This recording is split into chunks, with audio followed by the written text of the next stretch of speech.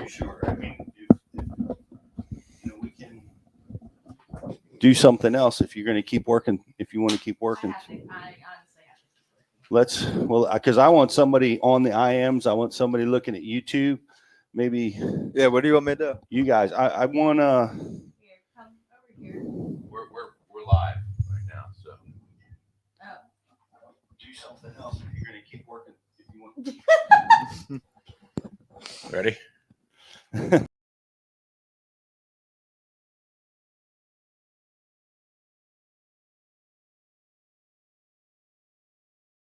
Are you sure we're live, Rich? I'm sure. We're I'm live. Sure. You got me centered in the screen? Yep. Okay. Camera looks like it's off to the side. Well, welcome. We are scrambling around, guys. We've just come back from Bass University on the road, and we're pleased to be back home for a little while. We visited with our great friends in Anderson, South Carolina. What a terrific event with some of the most talented anglers. We're all still juiced from the amazing content that we saw and heard from the guys. It was really quite a spectacular event with some stuff that blew our hair back.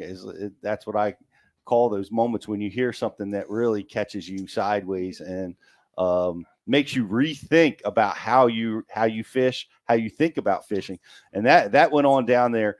Big thank you to our friends at Anderson Tourism and Neil Paul. We love you guys down there. Thanks for having us. We're going to be back next year at Anderson and look forward to seeing you guys there. And it was great seeing so many, a variety of students down there. I mean, we had kids from 12 years old to retired age. We had students of all ages like we always do, but it was awesome to see those high school and college kids in class, Rich. Yeah, it was. The Lander University college team really showed up strong for that event. And that I don't want to get too emotional here, Pete, but that warms my heart. It really does, because the guys that showed up, the upperclassmen from Lander, showed up at that event, and they are, I don't know, 3-4 days away now from leaving for a college event down on the Harris chain, and these dudes were dialed.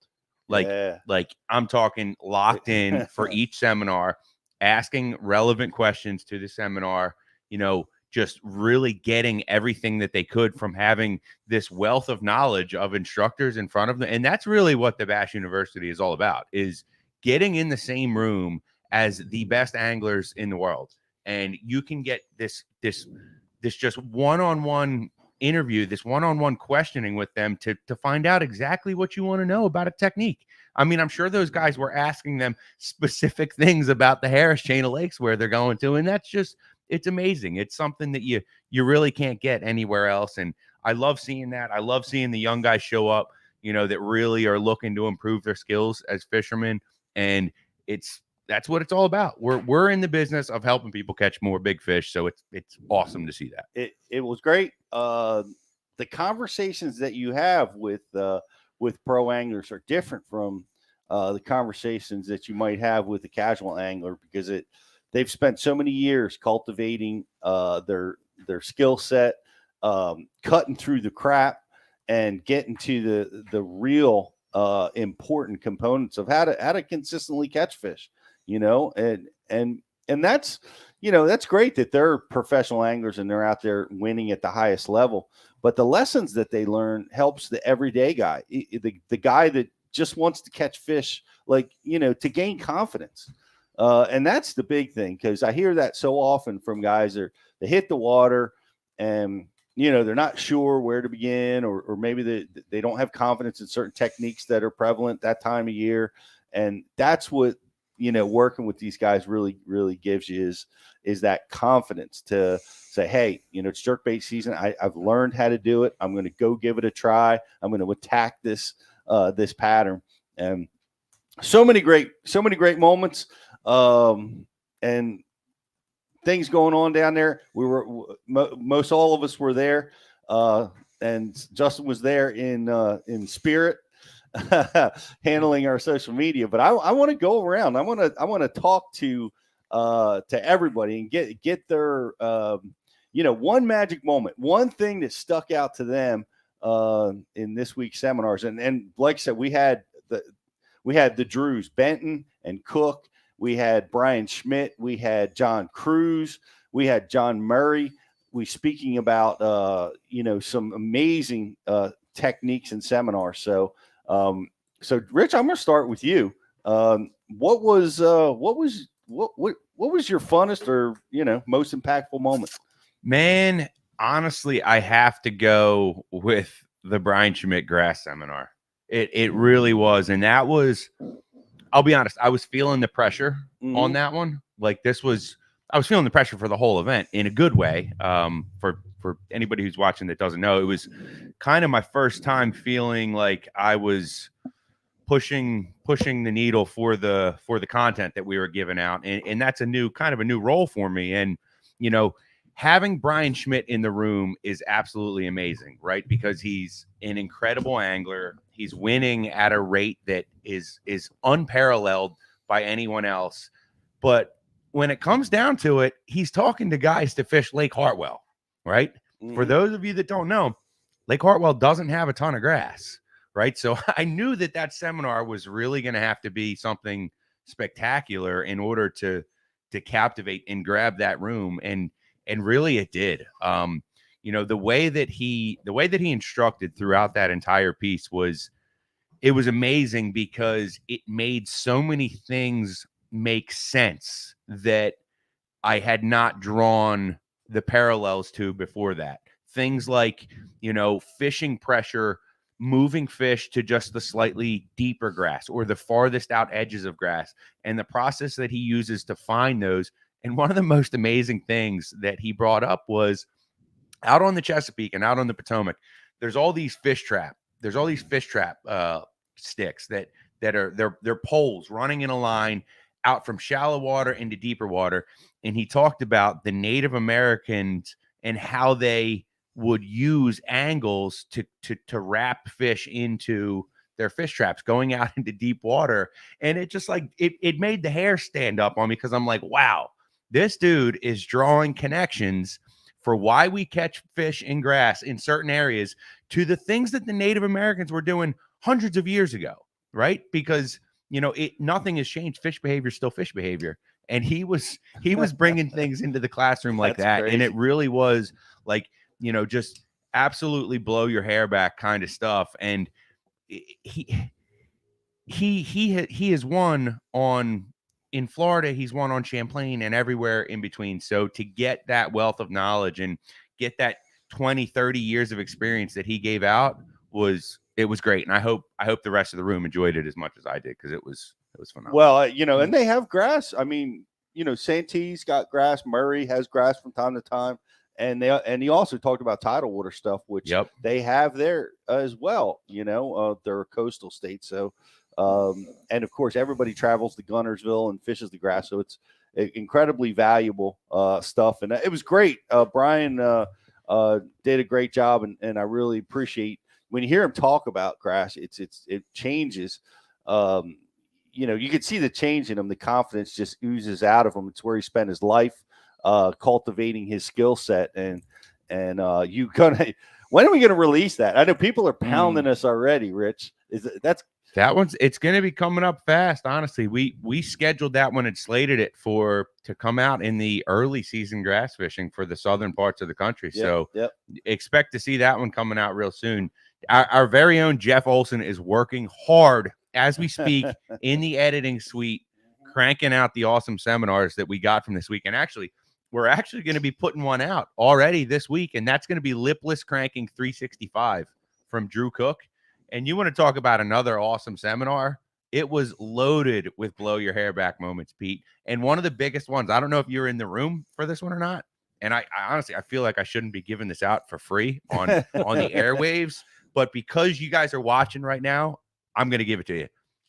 Bigger hooks on your trap actually allows you to clear grass and debris off of the bait easier. What? Bigger hooks. I did not hear that. Solid juice there. I couldn't believe he said that. I was like, wow. Because of the gap Mhm. between the shank and the barb is so much larger, it allows you to snap and clear things off the bait that normally would get hung up between the 2 pinch points. Interesting.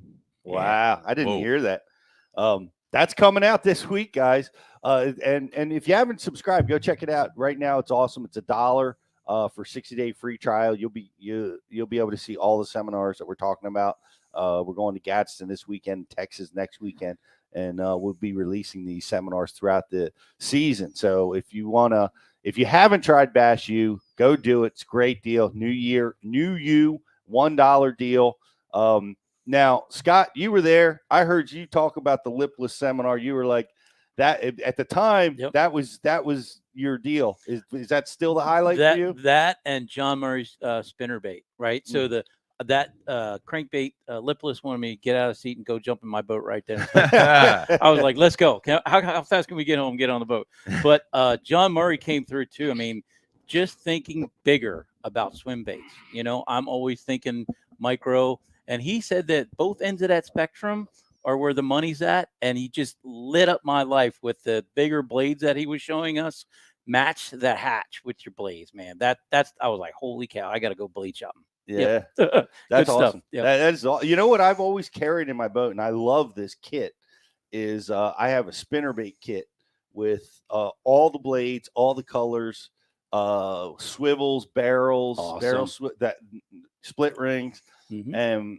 and I love that because I can adjust to whatever I need whenever I need it in short time. You know who else does that is Wesley Strader, and that's available on Bass U TV. He has it was crazy. He has a box that he says he has like 150 spinner baits in it. Yep. I think it was some crazy number like that where he has just the wires and the bodies, and he can build a spinner bait to match whatever condition he's facing. You know, it's pretty neat stuff. Yeah, you need a fish, and you get the last hour of a tournament. You feel a little breeze on your back. Put that spinner bait on and go to town. Yeah. Yep. Good stuff. Yeah, that was good stuff. And now you weren't there, Justin, but you saw all of our videos we were sending you and all the social postings. What piqued your interest? Brian Schmidt fishing the grass, obviously. Yeah. I mean, anything you can learn from him. We're all we have down. grass all around us, so that's a And- big deal for us. Yeah, when I was cutting up some clips last week, I probably watched his little swim jig on the water seminar like 5 times. Just the line size he uses a shorter rod with it. I mean, he knows what he's talking about on the grass. So anything you can learn from him. Yeah, It's good stuff. Agreed. And I'm gonna, there were so many things that were interesting. I tell you, one of the things that I really liked is the hallway conversations amongst the students and the speakers. Yep. And that's really cool. Just listening when guys got one-on-one and starting to talk amongst themselves. And a lot of times you'd have a couple of the pros and a student, and they were engaged in this dialogue that was pretty awesome. Those are always great moments. From the seminar perspective, man, I'm giving it to JC, John Cruz, talking about the 10 non-sponsored baits and techniques that he uses. And you hear guys talk about, whatever, seminar they're giving, they're going to talk about the baits that they use, and they're going to focus on their sponsored products and rightfully so. And I was pretty impressed that John stepped out of that, and he went after and said, look, I use all these products I'm sponsored by for sure, but here's 10 that I'm not sponsored by, and I use them and I win with them, and they're very, very important to me. And that was really cool. And he also talked about 10 overrated products, which was baits and stuff that was Everybody has their own opinion. Yeah, I disputed one or two of those, especially when he told me to put my Senkos down. I'm not doing it, John. My biggest shocker was the Kitech. Yeah. That was the one that shocked me. And he actually had a really funny way of describing it. And it was baits I love to drive around the country and show these really pretty lakes and never get used. He said Kitech on there, which surprised me. But, you know, to that same point, I mean, I can understand it. You know, he's missile bait, so he has a comparable product. So he probably understands how to use his swim bait so much more efficiently than anything else that it makes sense. But Yeah. you know, the juice on there though was all the stuff that he does throw that are not like, you know, the hard baits specifically, like the Vixen was on there, and the one that really caught me by surprise, Pete, that was on there that he throws is that ribbit frog. Yeah. That is it's similar to a horny toad, but it's got the body, dude. Like you, John, I've rode those around in my boat and showed them to all these amazing lakes, and I've never thrown them, and I've had them this whole time. So like just picking up on that from him was something awesome, because that is something we can definitely be using, Pete. We need to be throwing that thing. Yep. What is it again? It's called a ribbit toad. Yeah, thought you ribbit. said something else. What was your favorite seminar, Josh? What was your favorite moment of the weekend? I know you're not a fisherman, but you got to Mm, meet a lot of people from Alabama, and well, I think I already told you about this. Was the sounds everyone makes? That was my favorite awesome. part. Like listening to people tell their stories and like their yeah, and like the sounds that everyone made. The Yeah. Batman cartoon action. Yeah. Wow. Yeah. Wow. Yes. yeah. Stefan, shout out to Stefan Walden for from being there for Bash. He's been with us forever, and he's got this great sound that he makes of the sound that braided line makes when you're It was bowed like, up. "Ee." It's so funny when the instructors, you know, when a top water explosion, you know, when a fish jumps, when the Right. fish hammers your bait. We have all these crazy We gotta sounds that put we those make. sound bites together for video. That would Yeah. be sweet. Yeah. Yeah, that was pretty cool. But fun event. Really great stuff. It's all going to be coming out for all you guys at Bash U TV. So definitely go check that out. And if you're in Alabama or Texas, go to the bashuniversity.com and get your tickets, because we're going to be doing this all over again with a bunch of great new speakers. Next week, headlined by Ike himself will be there, and Brian Thrift. Yep. Amongst a powerhouse lineup of great speakers and topics, and it's a good time. We are brought to you by Tackle Direct Studios. Guys, if you're watching us over on Facebook or any other social medias, like and share it. We're going to be giving away a like and share prize. Lakewood. We're from Lakewood Tackle Systems. By the way, we've got a great deal going on right now with Lakewood. Scott, tell us about it. If they buy an annual subscription. It's the so if they buy a 6-month subscription, right, for 70, I think it's $75, you get a free Lakewood Products billfold tackle bag. That thing holds like 40 Yeah, that bags. thing's legit. You got one in front of you, Pete. This is Yeah, this is what it. you get That's right the here. money right there. Yep. This is really cool. Their systems are designed, and I see some design features, and we're going to be talking to them a little bit later on in the show. But to allow moisture to escape, and that's really an innovative way. I mean, we're always wrestling with water in our tackle systems.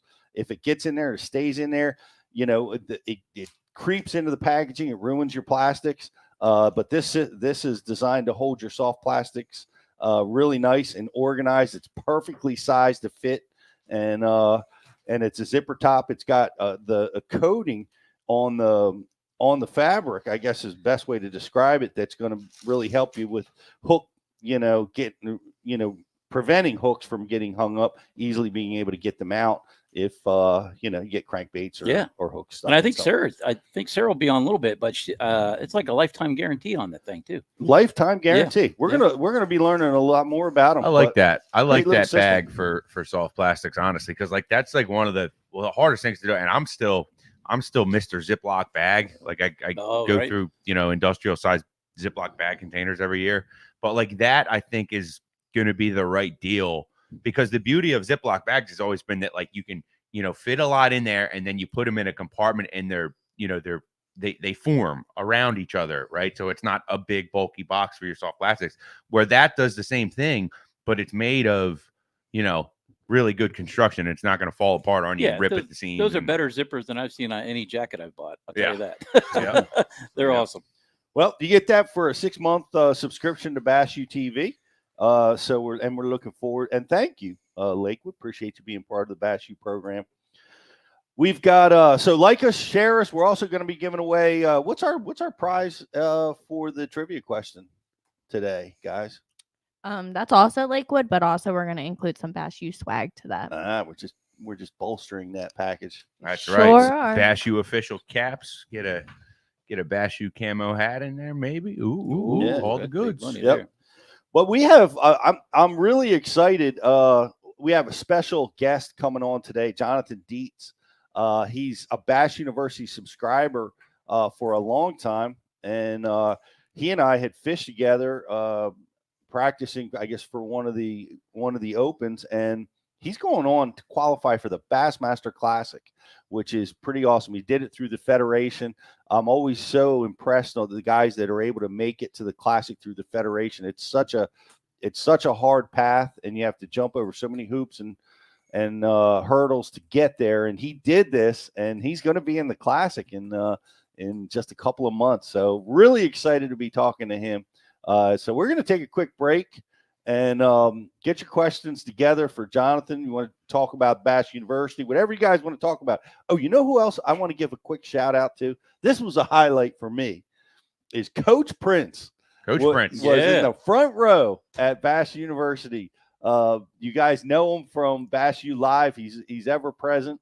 And he was down in South Carolina with us, and it was great to meet him face to face and have a lot of fun with Coach. So Coach, thanks for coming, and we're going to be right back with Jonathan Dietz right after this. What's going on? It's Riz here from the Bass University, and I am excited to welcome in Waterwood Custom Baits to the Bass U family. These are custom handmade baits in the South Rainforest of Brazil. They're made of Marupa pedra wood. It's extremely dense, it's resistant, but it's also really buoyant. They're made of quality components with a 100% guarantee. They're made for tournament anglers to get it done when the money is on the line. Guys, that was like my second cast with this bait. That's a Waterwood custom bait. These things are handmade in the rainforest south of Brazil. And I mean, as you can see right here, it's a fish catching bait. It's got the front hook. That means they wanted it. This bait's, it's running really true. It throws really well. Guys, check them out at waterwoodcustombaits.com.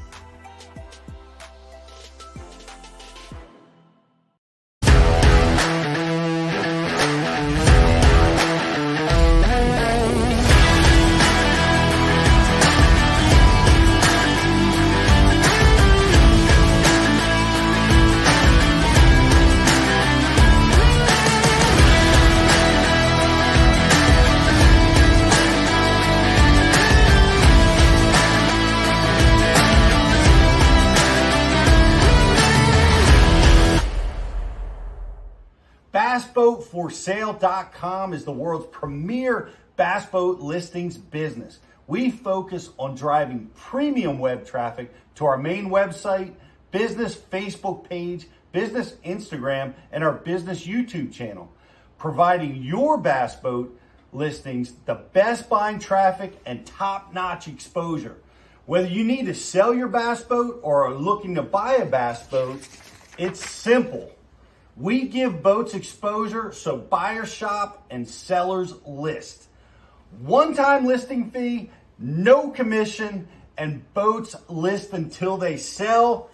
BassBoatForSale.com. Check it out. AquaView, the leader in underwater viewing technology.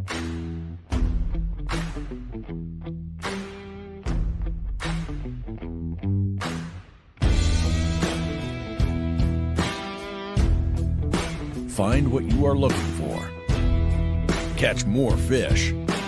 Have more fun. AquaView. Seeing is believing. Why do you love catching fish and rods? I'm truly losing less fish. Is the sensitivity of the rod. That they're made right here in North Carolina in the USA. Strongest, lightest rod, 100% made here in Sanford, North Carolina. From the drop shot rod to the flipping stick. Every rod has a purpose to it, and I rely on them all the time when I'm out there in a tournament. Durability in the John Cruz Worming Series, the counterbalancing in the handle. It's the only rod I found that can withstand my hook set. Boom goes the dynamite. On the water, not spent fishing, is a moment wasted. That's why Minn Kota and Humminbird have joined forces to bring you the One Boat Network. Products that communicate and integrate to help you take full command of your boat. Born from our commitment to making the most advanced fishing gear even better by making it work together. The One Boat Network will help you find, get to, stay on, and catch more fish. When One Boat Network products talk to each other, they can navigate your boat automatically. They can give you a crystal clear view of what's below with no messy wires. And they can let you lower, raise, and change shallow water anchor modes from anywhere on the boat. But that's just the beginning. We're never done innovating, integrating, and making your boat simpler and easier to control. All so you can make every second on the water count.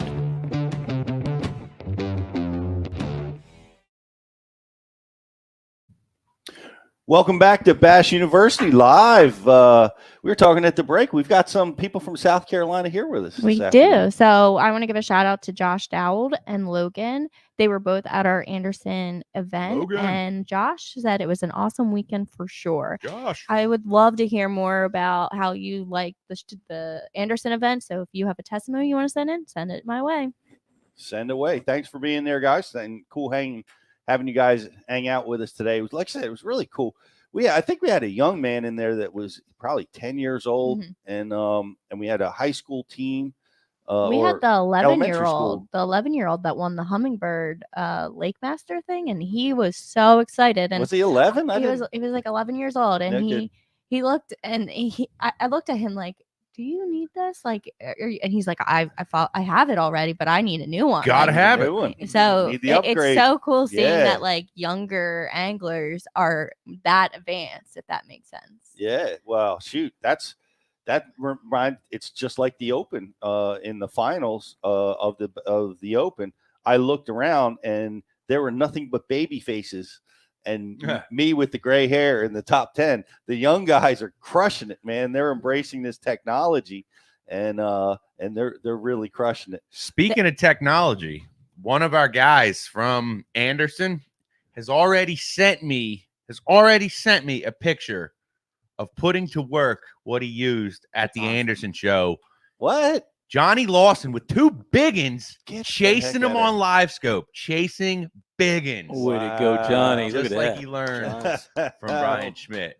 That's right. That's a couple of Bash You biggins of the week. He's right a really great subscriber. As soon as I saw his name at the register table, I was like, I know you. Yep. You like and share our Facebook or our live show. And he goes, yeah, I won a couple waterwood baits, and then he went and he purchased more waterwood baits at the Anderson event, and then he won a waterwood bait at the event. So great guy. Yeah, he's awesome. And then he goes out and catches two freaking biggins on the scope. Yeah. Oh my gosh. That was awesome. And That's shout awesome, out Johnny. shout out to Waterwood. It was great having Waterwood Marcos. present there at that event, as well as Sonar Pros.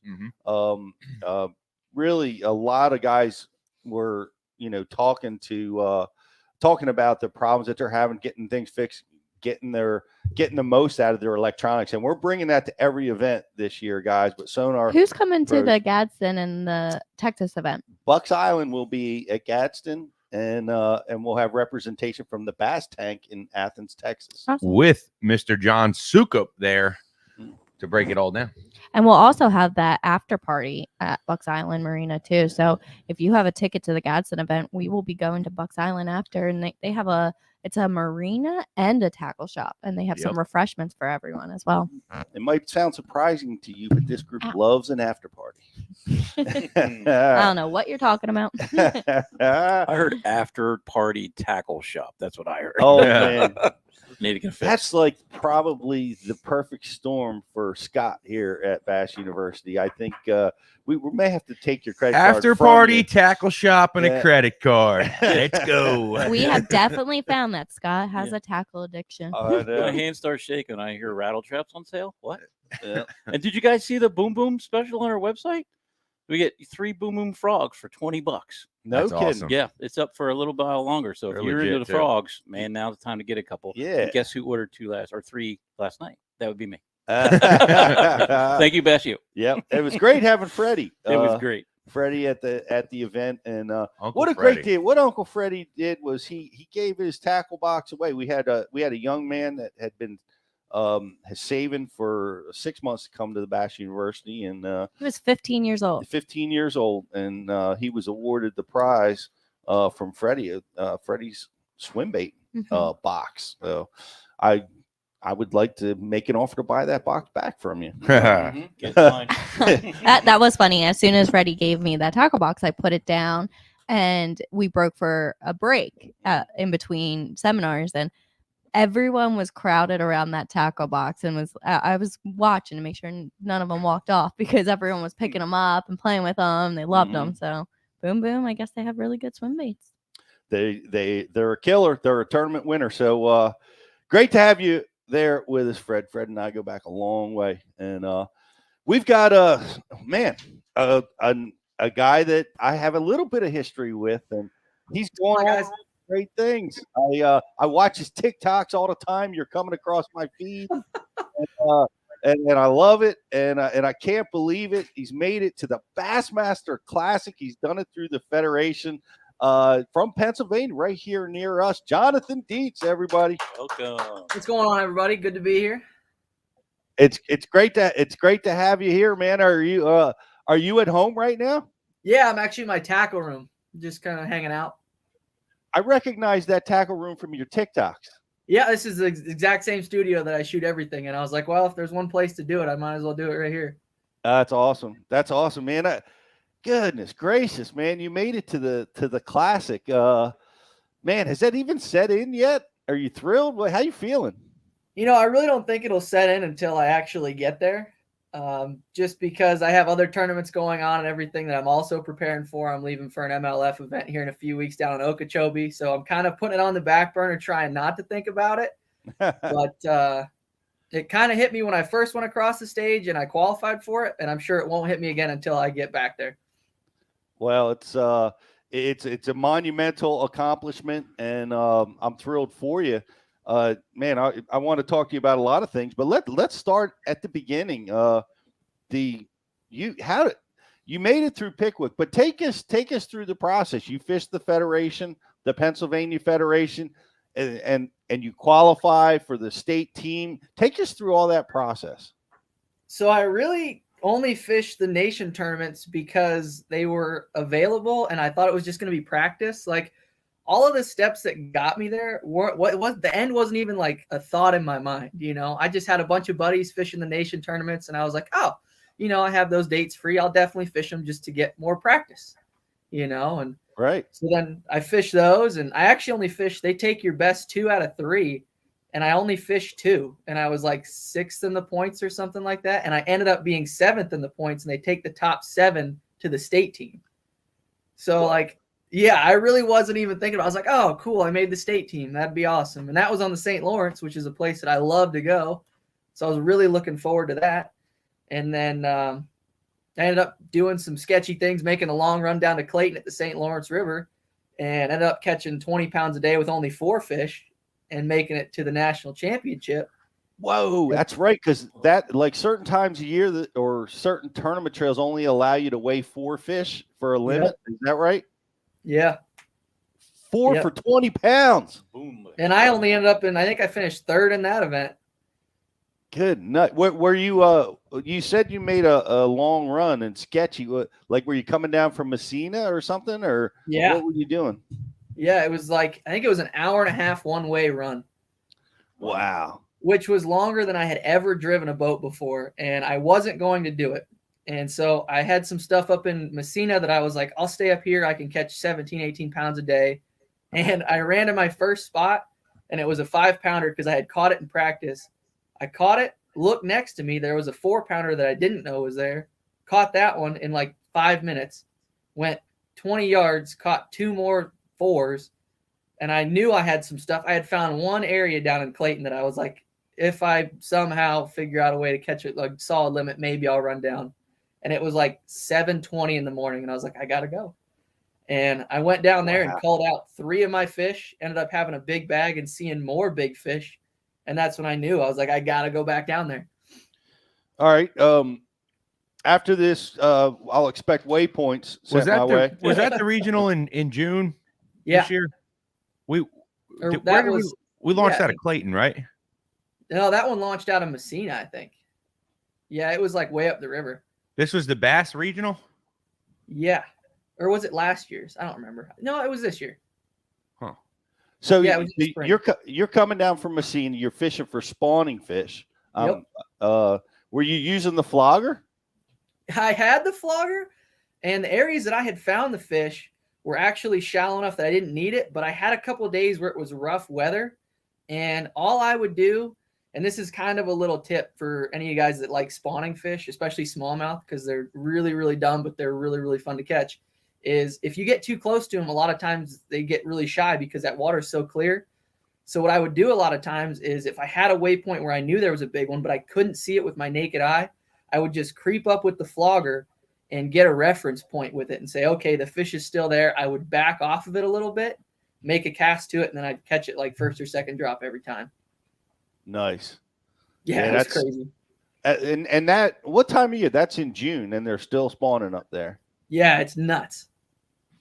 I had guys catching fish, and I think there were some guys catching spawning fish in like 17 feet of water.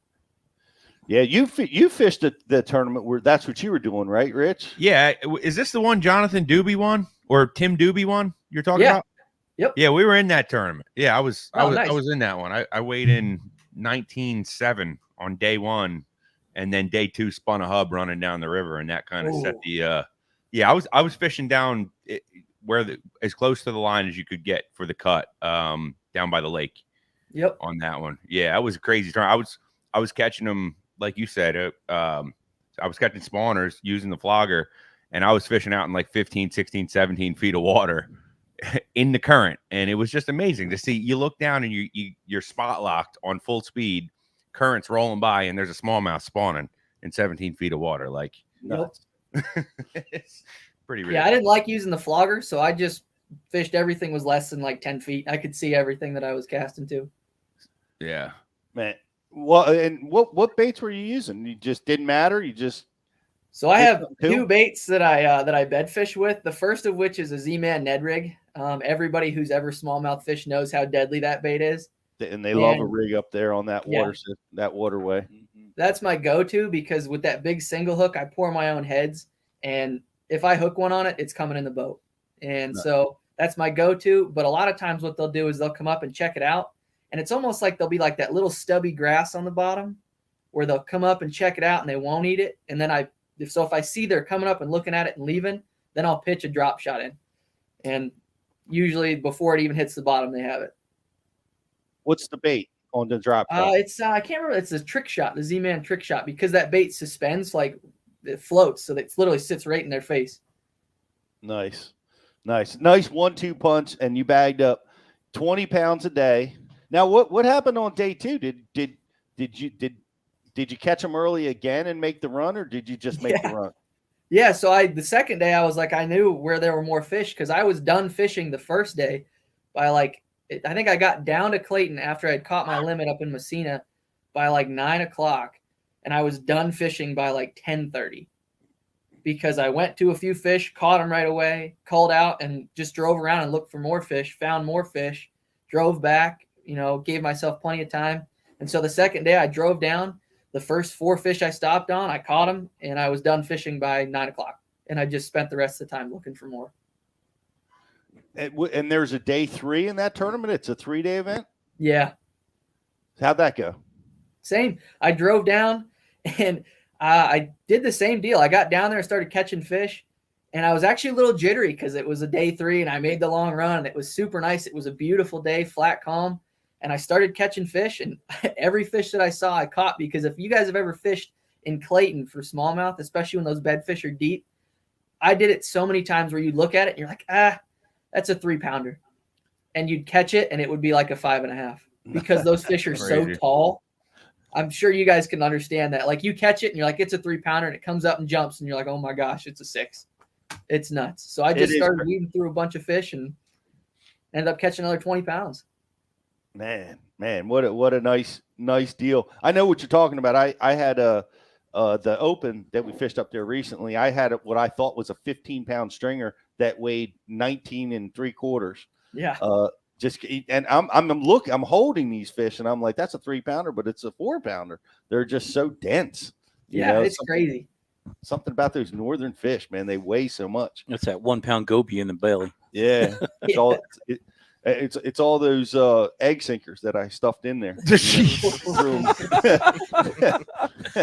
It kind of looks like that. Oh, you know? my God. We're going to get canceled now. I know. I'm gonna. Those guys actually live like an hour from me. Oh, gosh.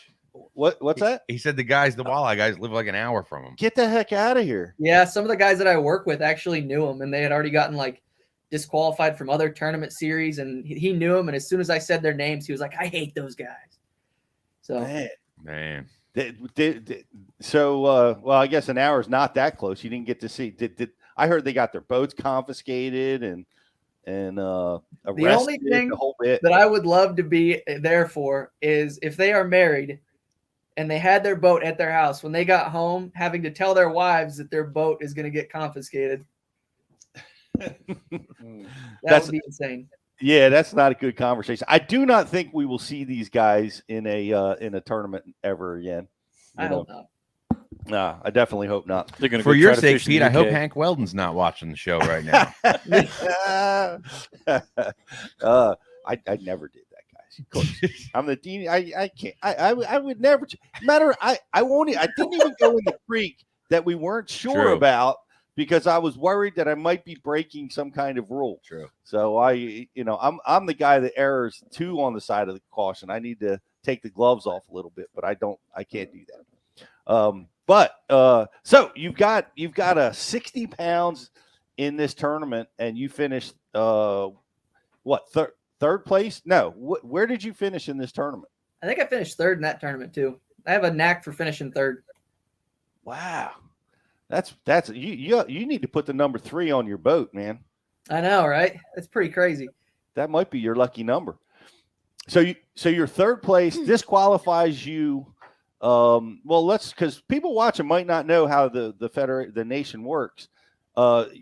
Is it each person from the state goes to the national, or who goes to the national tournament? So it's the top guy from every state, or it's the top boater and the top co-angler from every state go. Okay, so you were the top finisher from Pennsylvania. What was it close? Did you have somebody battling you for that spot? It was actually close, like every single day. For whatever reason, the PA guys were hammering them, and we were all sitting in the top 10 after the first day. The second day, there were still like 4 of us in the top 10, and a buddy of mine, Hank, was right on my tail the whole time. And fortunately for me, he actually lost a few fish on the final day. That I was ahead of him the whole time, but he was right there. And from the fish he said he lost, he might have had me. Wow. Well, you executed well, and you took it. The championship was on Pickwick. Yep.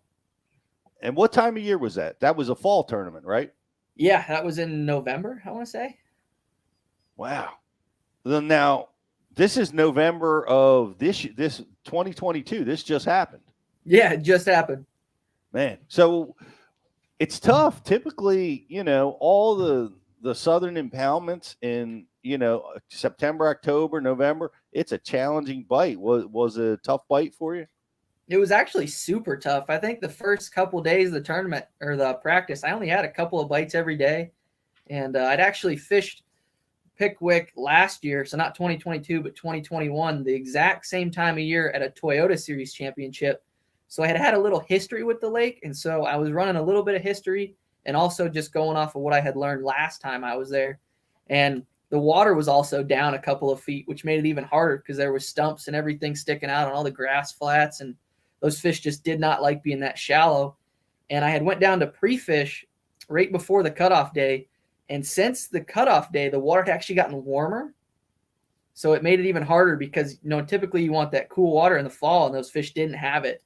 And I actually got into a grass bed at one point in practice where I could see fish, and I probably saw 30 fish. And I fished for them for a couple hours the one day and went back the next morning, and I think I caught 2, and they were both little. And I even fished it in the tournament, and those fish just wouldn't eat anything. So what'd you do? So what I had found the last time I was there was a stretch of bluff wall down one of the main creeks down further in the lake, because for this event we had launched up near the dam. So it was like a 45-minute run for me in this tournament. And what I had found was all this bait was pushed up, and it was a stair-step bluff like we hear about so many times. Mm-hmm. And it was just one of those areas the bait was constantly pushed up there. And since that warm water was there, I knew those fish would still be in that transition phase. And I pulled up to it in practice because I had caught a bunch of fish on it in the Toyota Series Championship. I pulled up on it in the championship practice just a couple of months ago. And I made like 5 casts, and I caught 2 right away, like 2 solid 2.5, 3-pounders. And with how tough practice was, I knew it was going to be a solid area. So I just backed off of it. And that was all I fished of it in practice, and ended up going to it in the tournament and doing most of my damage there. Off the bluff walls. What is it with you in these long boat rides? It's like that's your new MO. I mean, the further you can get away from a takeoff area, typically the better you're going to be. I mean, we see cases where some guys will do good right near takeoff, but a lot of times you see those guys making far runs pay off. And, watching a lot of Bass U stuff, you hear these guys repeat it over and over again. If you can find a mediocre area that's to yourself, you're going to outfish guys that are fishing a phenomenal area in a crowd. Yeah, I mean, it's what we definitely all want is to find that isolated population of fish to ourselves. They're easier to catch, less, competition in the area. That's the dream scenario, but it takes a big gamble to make those runs. A lot can go wrong. I've been on the negative side of that before. So backing up a little bit, until I got the new Z20 that I have now, I had an old Sprint. And if my boy Jonathan Kelly, who fishes the Elite Series, is watching this, I fished 1 year in a BFL series. I ended up winning Angler of the Year, and I only made it to the weigh-in twice because I had to get my fish taken in and my boat towed 3 times. Oh, I love it, man. But that's being resourceful, Yep. But people don't see that. Like, there's no asterisk. I've always said this. There's no asterisk next to a guy's name saying that the motor broke down, or he got stranded on rocks, or there's nothing. All that matters is what you bring to the scales. And it's nice to have a new ride. I imagine it's going to help you being able to be more consistent and being able to make it back to the weigh, and that's always helpful. My buddies actually have like a long-standing joke going from when I had that Sprint, because anytime I ever had something bad happen to my boat, I ended up doing really good in the tournament. That's a pattern. Yeah, I'm telling you, it's a thing. That's because real every time I've ever had anything bad happen, I've done good. In 2 Toyota Series events, I had a boat break in one, and I had to go borrow a boat the day before the tournament started, and I ended up 5th in that one. I've had motors break where I had to borrow other boats and done really, really well.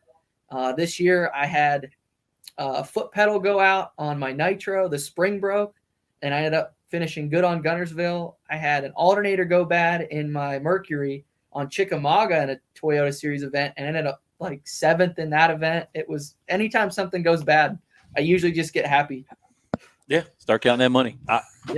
I feel the same way. It's odd. I have the same MO. And I don't know what it is. There's something to this, John. There's something to it, because when every time something fails, I have a good tournament, and I've started to do the same thing as you.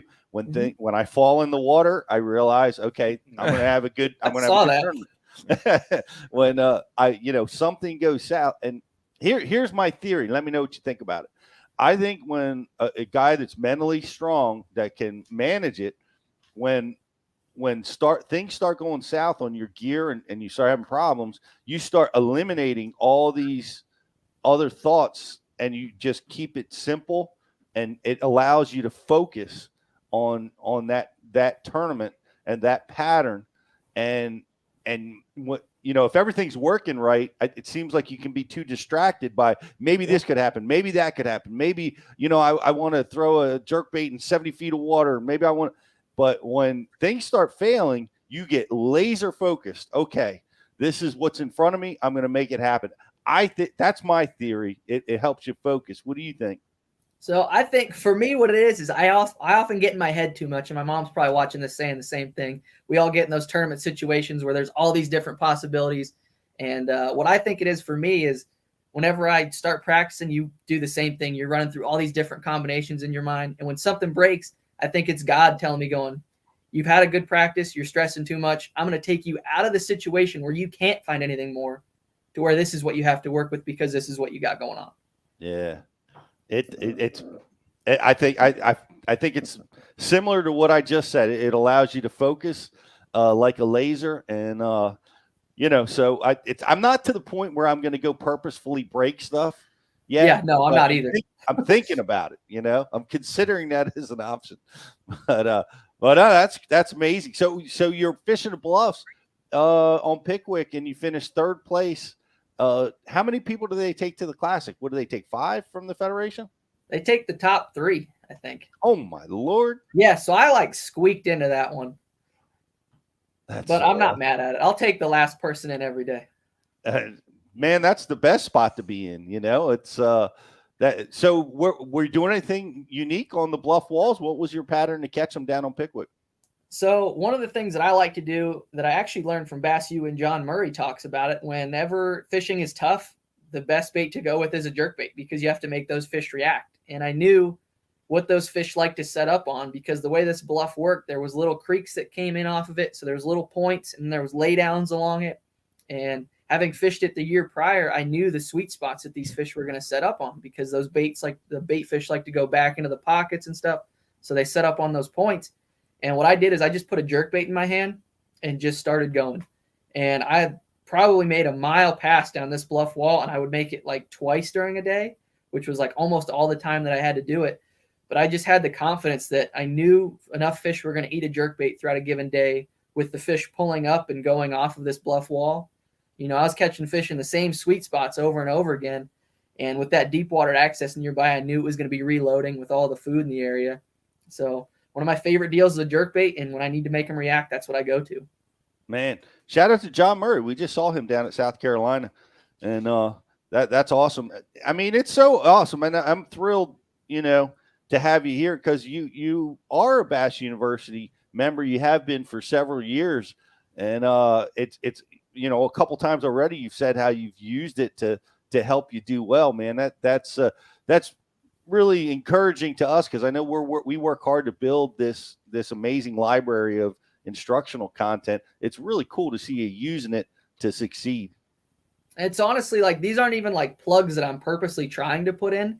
It's just whenever I figured out that you have all of these pros who I watch and I try to learn from, and there is everything under the sun that you want to learn about, and they talk about their favorite techniques. There's no reason that if you're trying to become a better angler, you wouldn't want to do it. We spend thousands and thousands of dollars on gear, but for $100, you can listen to the guys and learn exactly what they do to spend less money on gear and get what you actually need. Because these guys have done all the hard work for you. So you can kind of kickstart your way through to the finish line a little bit to put yourself in the position to catch more fish. 100%. And, you want to definitely check out some of the grass seminars that we just filmed this weekend. I was listening to the show. I was sitting in the waiting room just listening to it going, all right, well, I'm going to have to watch all of these now. Yep, they're all pretty good. But if you're struggling in the grass, I mean, we've got you covered. I know a lot of people struggle when you get to a place that has 8 miles and acres of grass, and it's a complicated breakdown. But we've got that coming for all you guys at Bass U. So did you? So now you're going to Knoxville, and here we go. Did you go down there? Did you get it? Did you take the time to pre-fish? Did you purposefully not pre-fish? What's your preparations for that? So I went down and pre-fished. Our cutoff date was the 1st of January, and I didn't want to put too much time into it, but I went down for a few days just to get familiar with it, because one of the things that I like to do is all of you guys that have ever been in a tournament and you've been never been to before. You get there, and almost the first day is kind of a throwaway day because you're just figuring out what the lay of the land looks like. I don't know how many times I've spent on my side imaging marking stuff and then found what the fish actually like and have all these waypoints that don't even matter, you know. It takes you a long time to figure out what is out of the ordinary there and what these fish might want to set up on. Mm-hmm. So after, I watched all the live footage that you could possibly watch on it. And so I went down and just spent 3 days behind my motor, just driving around and trying to get a feel for it, because I was there in the fall, and the way those fish set up in the spring, they're kind of different areas, but they set up pretty similar with where those fish are wanting to go. So I really just wanted to get an idea of what those fish were going to be going to and what the best areas look like and just what the best habitat was going to be. But I didn't pre-fish more than that because I knew if I got into some areas that I was starting to catch them in, a lot of times you find yourself trying to go back and check on history versus what's actually happening in the moment. That's wise words. It really is, and time well spent. I'm excited for you. We've had the only Federation angler that has ever won the Classic is from the Northeast. So we're the only ones that have ever done it. Jonathan, could be you. Oh, hopefully we can go do it again. I definitely I hope so. We're going to be rooting for you, and it's going to be certainly fun to watch. We're going to be down in Knoxville. Guys come see us at the Bass University booth. We're going to be filming and talking to all the guys and that are subscribers. Come by and see us, and we've got a great Classic deal for you guys. So make sure you come down and see us down there. But I got to say, probably one of the most impactful things in your fishing career is the time you spent on the water with the Dean. Oh yeah, that was a fun event. So I actually was living with John Cox at the time because I had met him on Chickamauga, and we had talked about going to Oneida, and he was like, "Oh, you live up north. You have more ideas on Oneida than I might have." So he was like, "You can crash with me," and I was like, "Okay, cool." And he's like, "I have somebody in my boat. Why don't you go out with Pete?" And I was like, "Heck yeah, I'll go out with the Dean." That was when I was still really green and had no idea who anybody was. And I was like, but I had known you from Bass U. So I was like, absolutely. That'd be an awesome, situation to go out in. Yeah, that's so cool. I remember, and this is great. And I've told this story before, but remember John didn't have any crankbaits. Yep. He didn't, I was catching some on a crankbait, or he's like, I don't have any crankbaits. And because he just doesn't ever do that, so we're scrambling around to try to get him some crankbaits for the tournament. And then it was just a couple months later, he goes and wins on a crankbait down at Rayburn, Yep. Learned how to throw a fritz side, and that was that. That was game over for him. Yeah, that was crazy. Yeah. How was the practice? How was our practice day? I can't remember whether we caught them or not. That lake has been the bane of my existence for a long time. So I can't imagine we had a good day. I mean, you caught a bunch cranking. I was trying to finesse fish behind you because you were doing more power fishing. So I was trying to double up, and we caught a few fish cranking and then doing some finesse fishing, but it was a slower day like Oneida typically is when there's a big tournament there. But we weren't lighting the world on fire by any means. Yeah. Well, I got a little piece of Oneida, I think it was the tournament after that, but that lake's a tricky one, man. That's one of those lakes that really succumbs to fishing pressure. The fish change very, very fast. And I've learned that after getting beat up pretty good a few times, but I can't believe it. It's like we fish together. You're Bass University subscriber. You're going to the Classic. You're my new favorite angler. Thanks, I appreciate that. And we'll be looking for it. Now, I know you're all over social. I watch you on TikTok. I know the old guy watches TikTok, but that's where I watch a lot of stuff. If people want to follow you and follow your trials and tribulations through this Classic experience, how can they do that? So all of my Instagram, my Facebook, my YouTube, my TikTok, it's all Jonathan Dietz Fishing. Like you can see my name right here on the screen. Just add fishing after that, and that's how you find me. Awesome. Have you stayed in touch with Mr. Cox? We talked for a little while after that, and then he made the Elite Series and started fishing like 3 different tournament circuits at once. And he's just blown up infinitely, So I kind of just let him go. And I really hope to just run into him at the Classic and just kind of be like, hey, what's up? Yeah, he's the best. I mean, he's the best of people, and of course, he's a killer. He's taking advantage of the forward-facing sonar movement in that everybody's going off the banks and leaving that bank to him, and those backwaters to him. How about you? Have you embraced that forward-facing technology? Did that help you get to where you're at?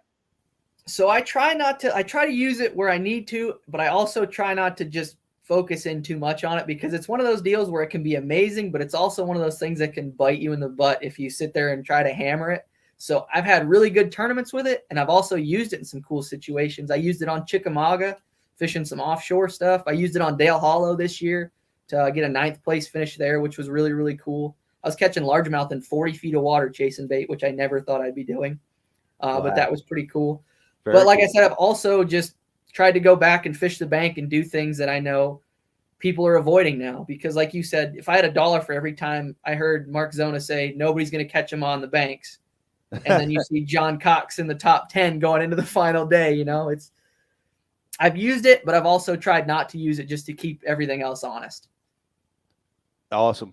Well, what else are you doing? Are you're fishing MLF tournaments? What series are you fishing? Where else can we see you? So I qualified for the invitationals actually last year too. Awesome. Along with the Bass Nation National Championship. I finished 3rd in the Central Division for the Toyota Series. So here in a couple weeks, I'll be going down to Okeechobee to fish my first invitational, which will be kind of cool. So I'll be getting both sides of the professional circuit, which is really, really cool. And then with the Classic, I also got all 9 opens for free. So I'll be doing that circuit this year as well. Holy mackerel. That's a load of tournaments. Yeah, it's crazy. Unfortunately, a lot of the invitationals line up with the opens. So I'm only able to fish 2 invitationals this year, because when everybody thinks professional bass fishing, your minds go to the Bassmaster division. So 9 opens for free, I couldn't pass that up. So I managed to just slide into that one, and I'll fish a couple invitationals just because it's awesome experience to do it and get some good, exposure for that. But I'm looking forward to the opens. What other invitational are you going to fish? I'm going to fish the Upper Mississippi at I think it's like July. Okay. Nice. You're going to pass up that Potomac. I guess that conflicts with one of the opens. It does, and I'm very upset with that because I love the Potomac River and I have a very good track record there, which wasn't always the case, but I kind of put some things together the last couple of years, and it's become one of my favorite fisheries. Well, it's a great one, and that's great. We're going to be watching you on so many things. I'm excited for you. It starts out here at the Classic, and man, it's I'm thrilled for you, but I'm thrilled another Bass University subscriber is qualified to the next level, and the little part that we play in that, man, it makes us real proud here at Bass U. It was really cool when Scott reached out for the affiliate program that I'm with now. I would think I was sitting in church the day he sent the message to me that I found it. And literally the pastor was up there and I stopped because I don't remember what I was doing. There was a pause and I checked to see how a video was doing. And I saw this and I was like, oh my gosh. And I sent 4 texts. I was to a bunch of my buddies. I was like, are you kidding me right now? Because I was so excited to work with you guys. That's because awesome. of all the videos that I watch off of you guys. Yep. Welcome aboard, my friend. Yeah, you are. We couldn't have a better spokesman out there for Bass U, and that's exciting that it happened that way, and we're thrilled and stay in touch. And I'll be seeing you out on the opens, at least in our division. I'll be fishing the Division 3, so we got to make sure that we hook up and swap some fishing stories out there, at least in Division 3. Absolutely. I'm looking forward to it. Awesome. Well, we're congratulations again, and we're going to be rooting for you, and we're going to be following you, and wish you all the best at the Classic. Thank you guys so much for having me, and thank you so much for the kind words, Pete. Yeah, you bet. Jonathan Dietz, everybody. Go win the Classic. Go get him, man. Classic qualifier. He's going to win. There you go. Man, oh, man. He's like riding this wave of just like magic, where things just rolling your way. And that just, you can't stop that. That's amazing. He's getting so much time in the water too. I mean, that's amazing. That's a lot of tournaments. That's a ton of tournaments. And man, that's a lot to manage. Like when you're starting to fish that, it's funny how certain personalities and fishing styles really benefit from that, and others are kind of hampered by it, you know. And we'll see. John Cox, who we were just talking about, he doesn't want any pre-fishing, no practice, just go right to the tournament. As many tournaments as he can pile on his schedule is what he wants, and that suits his fishing style. Very cool. And we're gonna root for Jonathan as he goes through his process. So we're gonna take a quick break, guys. Like and share the feed. We're going to be giving away a really cool tackle system for you guys for the like and share contest from Lakewood, and we also have a Lakewood grand prize. So I hope you paid attention. We're going to be asking a question at the end, and we've got a grand prize including Lakewood tackle system and some Bass University swag, all for you guys. So we're going to take a quick break. We'll be right back after this. We're going to be giving away some prizes and talking to the folks at Lakewood. What's going on? It's Riz here from the Bass University, and I am excited to welcome in Waterwood Custom Baits to the Bass U family. These are custom handmade baits in the South Rainforest of Brazil. They're made of Marupa pedra wood. It's extremely dense, it's resistant, but it's also really buoyant. They're made of quality components with a 100% guarantee. They're made for tournament anglers to get it done when the money is on the line. Guys, that was like my second cast with this bait. That's a Waterwood custom bait. These things are handmade in the rainforest south of Brazil. And I mean, as you can see right here, it's a fish catching bait. It's got the front hook. That means they wanted it. This bait's, it's running really true. It throws really well. Guys, check them out at waterwoodcustombaits.com.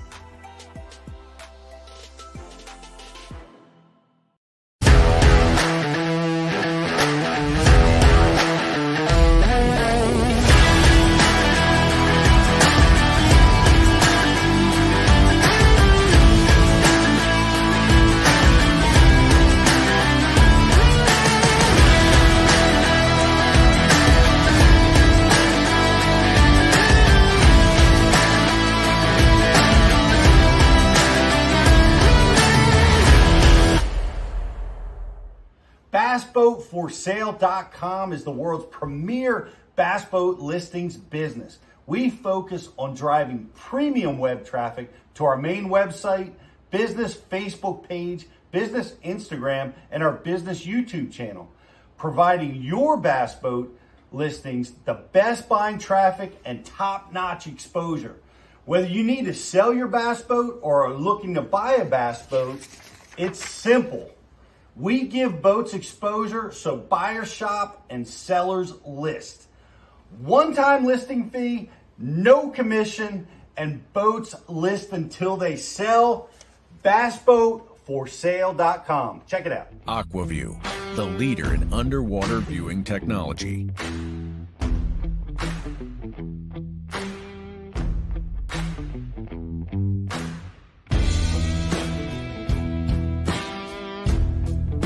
Find what you are looking for.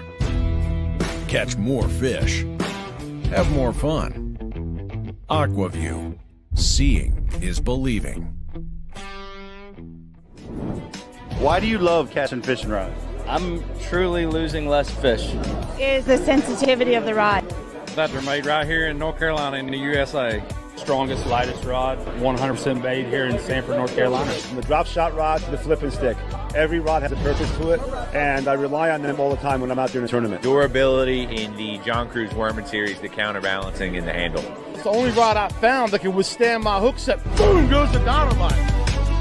On the water, not spent fishing is a moment wasted. That's why Minn Kota and Humminbird have joined forces to bring you the One Boat Network. Products that communicate and integrate to help you take full command of your boat. Born from our commitment to making the most advanced fishing gear even better by making it work together, the One Boat Network will help you find, get to, stay on, and catch more fish. When One Boat Network products talk to each other, they can navigate your boat automatically. They can give you a crystal clear view of what's below with no messy wires. And they can let you lower, raise, and change shallow water anchor modes from anywhere on the boat. But that's just the beginning. We're never done innovating, integrating, and making your boat simpler and easier to control. All so you can make every second on the water count.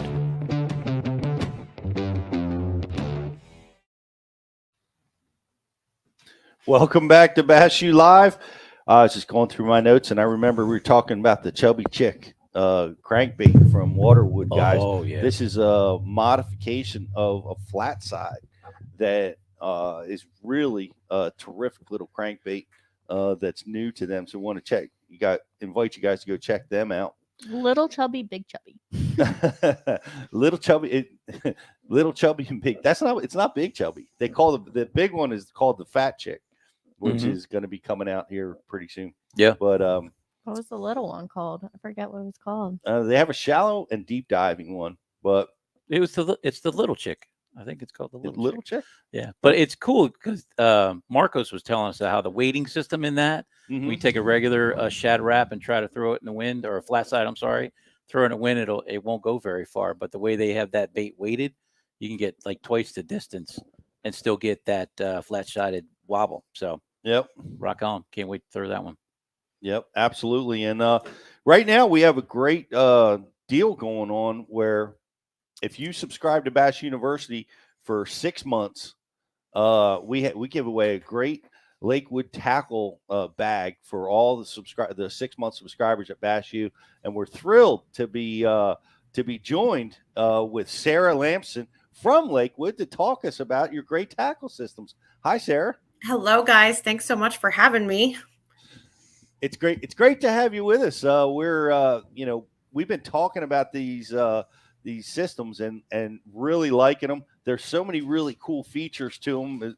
The breathability, the coating. There's some things that I just love by instant. My first look at them. How did you guys came from the hunting industry, and you guys are diving into the fishing game? Well, small little fun fact. We've been around for 30 years, and we've actually been known for our muskie boxes. Okay. So we've had the muskie boxes around. We kind of started the hanging bait storage systems back in the day. And then, of course, the hunting with the bow cases and gun cases. And the demand has been there for us to expand into other species. And so I came on 4 years ago and was kind of tasked with growing the fishing part of it and getting some key people into place. And we are now in the bass world as well. And we are very excited about a bunch of new things we've come up with. The feedback's been great. We've been down at the Bassmaster Classic the last 2 years, and we'll also be there again this year. So it's been kind of a fun journey, and you guys are just such a great group of people to be around, and it's such a big industry with an amazing following. Well, thanks. And it's terrific. The products are really innovative. Like we were talking about, I wrestle with water, right? We all do, right? We fish water, but our baits get, saturated to get just ruined in some cases. But a lot of the systems from Lakewood, I noticed, are embracing the breathability of the storage system. Yeah, the thing with the billfold that you've got sitting there on the desk, there was a need for plastics storage, and there was a need for people to have another option besides your plastic sandwich bags and different things that you throw in your boat. And with that, we designed it. It's a 9x9 footprint. I think it sits about 6 inches tall. And so it's large enough that it'll take in the clamshell plastics like your Kytex and other things, but it'll also allow you to throw like the plastics you got showing there in there. It allows the airflow to be in there, which is key, like you were just saying with the water, but we've also heard a lot with the temperatures. And so your stuff's not going to melt. You're not going to get a bunch of issues with it because it keeps the airflow. Didn't think of that. That's the juice there. Yeah, absolutely. And so then that's been key. And what you're able to do is kind of go in and organize them. And you can see on the side there's a plastic label that you can actually label them. But some of the guys are just taking a white or silver permanent marker. And if you hop online, you can see some photos where you look down in their boat storages and they've got them labeled as exactly what they are so they can grab and go.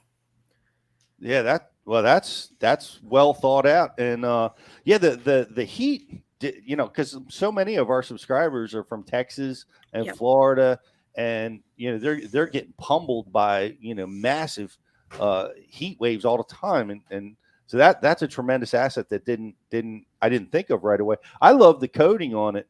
I was talking about its ability to deal with hooks, right? We've got that problem, so the material that you're using is really, I think, kind of hook friendly, where you're going to be able to avoid getting hooks in the cloth material, and if it does get in there, easy to get it out.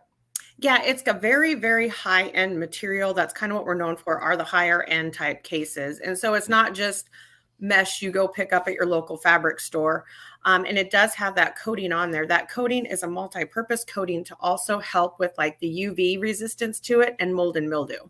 So it's going to allow for it to be around for a while. That's what we're known for, is we're an investment, but we want to be there for the lifetime. And so all of our cases are made here in the USA, up in Green Bay, Wisconsin.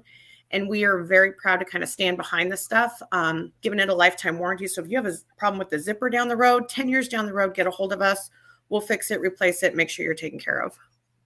That's unheard of in the tackle storage system. A lifetime warranty? That's amazing. Yes. Now, if you hook it to the back of your truck and drag it down the road, I'm not going to cover that. But yeah, just the general thing. If there's like a manufacturer defect or something, that's what we're known for. We also designed another concept because bass guys don't like things out on their deck. They like things in their boat storage compartments. So another product we've got is the money bags, is what they're called. Mm-hmm. And they are just like a deep mesh, same material that the billfold is, storage, and you can put your 3700s in there. So you're not having to carry them all and they're falling and breaking and having problems. You literally set that bag down in there, pick them all up, put them on your garage shelf, take them in your buddy's boat, wherever you're kind of going. So we've kind of been trying to do some innovative things with that, as well as still keeping things in the box that we're known for. We've come out with an amazing swim bait box. So if you guys have any of the larger swim baits, we work closely with Mike Buca from Bullshad Swim Baits. Mm-hmm. And we have a swim bait box for that. And then we have a smaller box for like your cranks, your whopper ploppers, that type of a thing, that'll also fit in your boat storage compartment. And it allows for that airflow with the mesh. Yeah, that one bag, the carry bag. So if you got to store your boat anywhere, like I do in the driveway, and I'm always worried about moisture and those types of things. But now I got a couple of those bags, so I can unload my boat in 10 minutes versus a half an hour. Because like he's keeping them, and they fit right into your compartments really nice. And then there's the flexible bags that we're talking about today, those billfold bags. They stack up so nice, and they're so easy to grab, and you can see through them, right? There's no guessing what's in there. Yeah. So I've been putting them to work this season and fell in love with them. That's great. I have the same issue.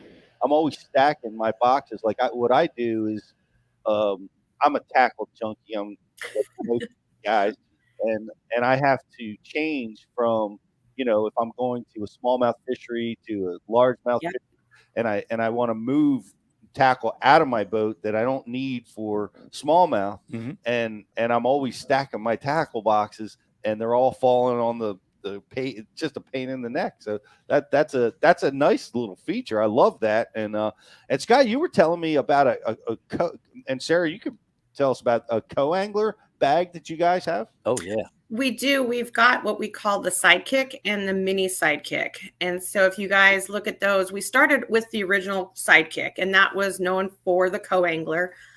It's going to have a section in there that holds your 3600s. So like your terminal tackle, you can kind of cram that in there. Very large pockets on the sides to throw your plastics into if you need to. Front pockets for tools, and then it allows our hanging storage for your cranks, but we also have a spinnerbait section. So it's going to hold your spinnerbaits without banging them around and everything that you guys don't want happening. That right there. Yep. We had a huge demand from the kayak world just to make it a smidge smaller so it fit under those kayak seats and also at their feet. So we have now come out with a mini Sidekick, and we have both of those. Wow, that's great. Yeah, terrific systems. I got to say, you have a surprisingly strong knowledge of fishing baits, and I'm just surprised, Sarah. Are you a fisherman? I'm a wannabe fisherman. No, I am originally from Idaho, and so I grew up in that northern Idaho panhandle area where quite a few famous bass guys have come from. A few. And we have some good fisheries up there, but I just do it as a hobby. So I don't even proclaim to know half of what I need to. I go out and just have fun. So. Hey, well, that's what it's all about, is having fun. That's why all of us got into it in the first place. Yeah, for sure. Yeah. I mean, that spinnerbait box, I'm definitely getting a couple of those, because we had, John Murray talking about spinnerbaits, having a couple hundred of them. Well, yeah, I'll go head to head on challenge on that, because you know me. I need a place to put them all nice and organized and hang them good and keep them dry. And I got to be honest, the spinnerbait, and I'm really interested in looking into this system for spinnerbaits, because my spinnerbaits get so destroyed. Hard. Yeah. I can't even tell you. It's like every time I throw a spinnerbait, I peel one out of the new pack. Yeah. Because like you throw it for a few weeks and then it's been a tough tackle system to get a storage system for the spinnerbait. They melt, you said. The heat gets them. Yep. The moisture hangs on the skirt, which is the biggest problem with those. So you put them in a box that doesn't have breathability, and you're rusting. It's sticking together. It's a disaster. So I'm thrilled to look into this system to see if it can help me in that situation. Yeah, we kind of worked hard on that, and it is a hanging system as well, but it's the footprint of a 3700, so it's going to fit in those boat compartments, because that's what's essential to the bass market. And then on the bottom of it, for those of you not familiar, all of our actual cases are constructed with ABS plastic. And then they have on the outside, it's a foam-backed ballistic material. And we kept that material going because on the musky boxes, they don't have the mesh on the bottom. They're just big, heavy boxes. And most of those guys used to run them on their boat. So by putting that material on there, the cases actually float when they're fully loaded. Now, the ones with the mesh bottoms are obviously not going to float. They're going to let the water in, but that's more for the ventilation type system. And so we kept that on that one. It's got labeling on it, handles to pull it in and out, and it's been traveling really good. I love it. Yeah, you're going to want to look up. It's our new one, the spinnerbait deposit box, is the one that we've been kind of running, and we released last year at the Classic, and we'll have a bunch more of those this year as well. Oh, that's great. That's great. Jocelyn, we got some people on IM. Yeah, we have a couple kayakers that want to know, what would you recommend for them to use for, kayaks are small. So do you have any bags that you would specifically want them to look at? Yes, for sure. Check out the mini Sidekick. That is our little miniature version we came up with. It's got a great footprint to it. And then it's got D-rings on the side, so you can take that billfold that you guys have there, and there's a clip on the end of it, so it can be clipped anywhere in your kayak. So you've also got that as well. And so I would check out those two. Yeah, that clip is amazing. Like when I first got them, I'm like, what am I going to use this for? But man, if you want to just clip that onto the side of your one of your railings in your boat, or connect, if you're a bank angler, hook it to your belt loop. I mean, it's an all-around bag. You can use it for a lot more than just those plastic bait bags for it. So from a general utility fishing bag, that's the money. And you can hang it off your backpack if you're a co-angler. Well, and we have guys that'll take and put it in their boat compartments, kind of to throw in licenses, tools, their wallet, and then everything's just in one pouch. So at the end of the day, they can just grab that out of the glove box and go. Most of our stuff has been very interchangeable that way. The money bag we were talking about earlier, the big one that holds the utility boxes, I have guys that use that for mushroom picking, trapping supplies. I keep one in my truck just to keep hat and gloves in. So you put in there what you'd like to put in there. Also, we do have questions about, are all your bags, can you label them? Do they come with labels, or how does that work? Because with labeling, it's a huge thing. Yep, not all of them. So when they're on there, like the Vault series can be labeled, the spinnerbait deposit box can be labeled, and then the billfold and mesh, the money bags can be labeled. Everything else, we don't have that capability. We are working on doing a redesign to add that, because that's been a very, very popular feature that we did for the bass guys, but now our walleye and muskie guys want to see that as well. Gotcha. Actually, I heard these guys talking that you're adding a prize to our grand prize. Is that true? Yeah, I'm so excited just to be on and grateful for you guys. And it's been kind of a good partnership, and I'm looking forward to doing a lot more. And I thought, what a better way than to kick in a gift card? So we would like to contribute $100 gift card on top of some of the other prizes you guys are doing. Thank you, Sarah. Yeah. Thank you very much. That's amazing, and that's very generous. So I hope you guys paid attention during the show, because we're going to ask you a really cool question, and we're going to have to make it a hard question now, Sarah, because we just can't give that away. But it's so awesome. Are you going to be at the Classic this year? We will. We will have a booth at the Classic. We will be down there. So anybody coming, please come by, put your hands on the products, meet me, meet the owner. We'll have some of our pros in there as well. So it's always a good time, and we love that crowd. And I love Knoxville, so I'm pretty excited about that. Excellent. Are you have new products coming, or that we can talk about, or are we going to keep anything secret for ICAST this year? We have one in the works, and yeah, we do unfortunately have to keep it secret for ICAST, because we do hit ICAST up every year, and we're just kind of finishing up a few things on it, so we're not ready to totally release it yet. But make sure you follow us on social media. We probably will announce it at the Classic, so kind of pay attention to that, and maybe I'll give you guys an exclusive, and you can come by and take a look at it. Exciting! That's awesome. Yeah, we want to know. We want to know. You have to give the exclusive to Bass University, but we love it, and the products are amazing, guys. Check it out. And by the way, you're getting a tackle system with your 6-month subscription to Bass University TV right now. So you want one extra bonus there, Pete? What do you got? So if you're a member, you already get a discount in our member benefits area, 15% on all these great products. So make sure you're utilizing your benefits at Bass U. Yeah, guys, go check that out. I know everybody loves watching on the app. Go over to the website and check out the members benefits. We always want to remind you guys, and that's another very generous 15% off. Thank you, Sarah. Yeah, not a problem. We appreciate you guys. Awesome. And we're gonna give away some of this cool stuff. So we're going to be asking some trivia questions. Don't forget, if you're watching us on social, like us and share it. And we have a prize for you guys too. And Sarah, thanks so much. I look forward to meeting you at the Classic this year. Yes, for sure. Thanks so much for having me on, and look forward to seeing all of you down there, and happy fishing, everybody. Spring is around the corner. Amen. Amen.